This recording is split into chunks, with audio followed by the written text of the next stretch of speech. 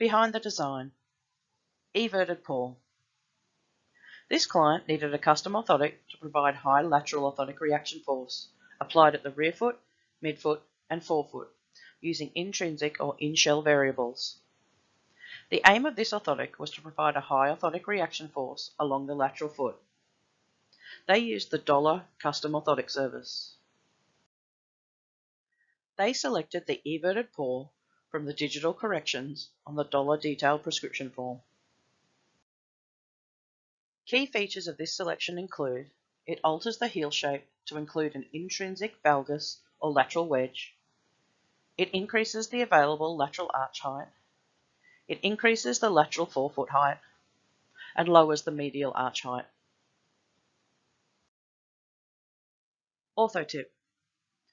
Features of an everted paw can also be achieved by a number of other prescription variables, including a rearfoot valgus or lateral post, an intrinsic lateral arch, a lateral arch pad, an intrinsic forefoot valgus post, or an extrinsic forefoot valgus extension.